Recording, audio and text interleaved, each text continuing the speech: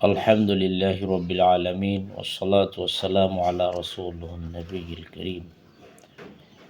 আল্লাহ রসুল সাল্লাহ সাল্লাম হাদিস শরীফের ভিতরে ফরমান যে লা তাকুমু সাআতু হাত্তা ইউবআসা দাজ্জালুনা কাযযাবুন করিবুম মিন সালাসিনা কুল্লুহুম ওয়া ইয়ারআমুহুম আন্নাহুম রাসূলুল্লাহ।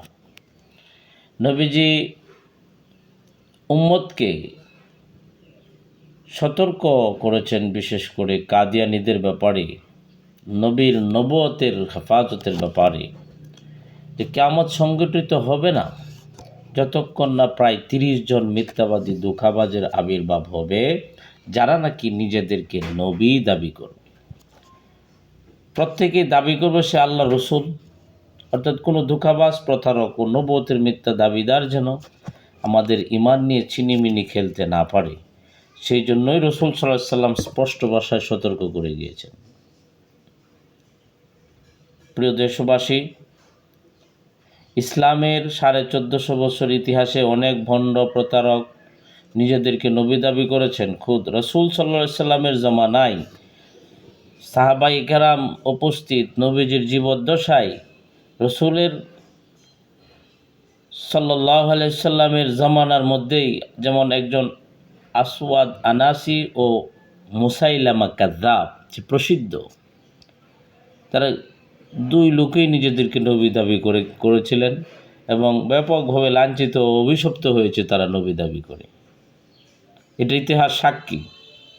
এরপর বিভিন্ন যুগে যুগে বিভিন্ন এলাকায় নবুয়তের মিথ্যা দাবিদার আত্মপ্রকাশ করেছে, কিন্তু প্রত্যেক যুগেই উলামায়ে কেরাম সাধারণ পাক্কা ইমানদার মুসলমানদেরকে নিয়ে শাসকবৃন্দ সকলে নিজেদেরকে অবস্থান থেকে জিম্মাদারি আদায় করেছেন।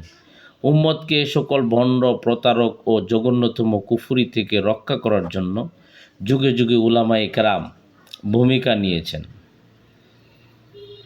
উলামায়ে কেরাম এই উম্মতের রাহবার, জাতির রাহবার।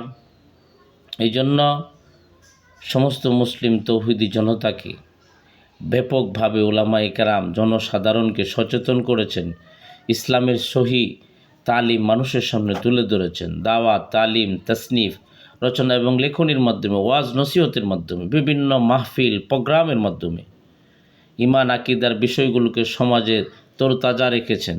উলামায়ে কেরাম মানুষের ঈমানের হেফাজতের জন্য গুরুত্বপূর্ণ ভূমিকা রেখেছেন, যে মানুষ যাতে কুফরি ভয়াবহ বিষয়ে সচেতন থাকে। কিন্তু যুগ যুগ ধরে আমাদের আকাবির কেরামগণ যুগ যুগ ধরেই সতর্ক করে আসছেন যে কাদিয়ানীরা কাফের। তারা যে খতমে নবুয়তকে অস্বীকার করে, তারা তাদের গোলাম আহমদ মির্জা কাদিয়ানী, তাদেরকে তারা নবী দাবি করে এবং তারা শেষ নবী বলতে তাকেই বোঝায়।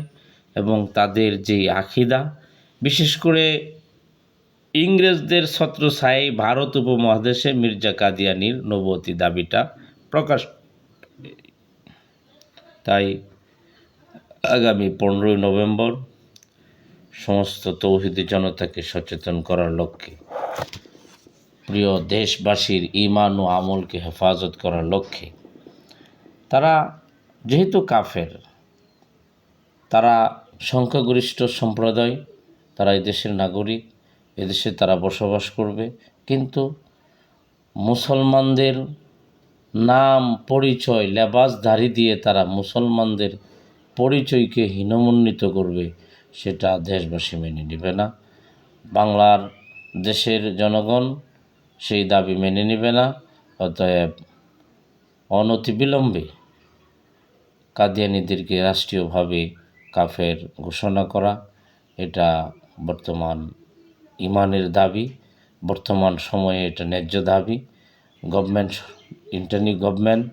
বিভিন্ন দাবি যেভাবে আদায় করতেছেন, বিভিন্ন দাবি যেভাবে বিল পাস করতেছেন, ঠিক সেভাবেই উপদেষ্টা মণ্ডলী বসে প্রজ্ঞাপন জারি করে কাদিয়ানীদেরকে, তারা আমাদের দেশে বসবাস করবে, কাফের পরিচয়ে, মুসলমান পরিচয়ে তারা এই দেশে বসবাস করার অধিকার রাখে না। কারণ তারা আপনার কলিজার টুকরা নবীজির খতমে নবুয়তকে নিয়ে তারা চিনিমিনি খেলতেছে।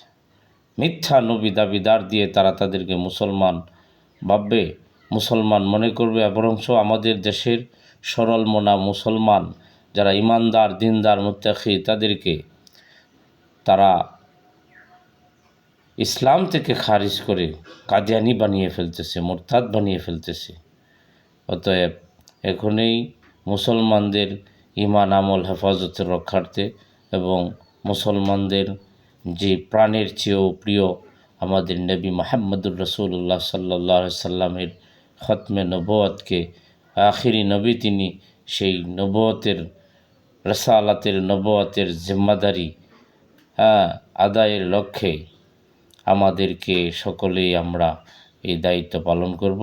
ইমানি তাকাজা হিসাবে 15ই নভেম্বর, আগামী 15ই নভেম্বর রোজ শনিবার সকাল 9টা থেকে ঐতিহাসিক সোহরাওয়ার্দী উদ্যানে যেই ডাক দিয়েছেন, সেই সমাবেশে আমাদের সকলেই যে চলো চলো ঢাকা চলো সোহরাওয়ার্দী উদ্যান, এই একটা ইমানি দাবি আদায়ের লক্ষ্যে আমরা সকলে যাতে অংশগ্রহণ করতে পারি, সুন্দর সুশৃঙ্খলভাবে যাতে সেটা পালন হয়, এই আশাবাদ ব্যক্ত করছি।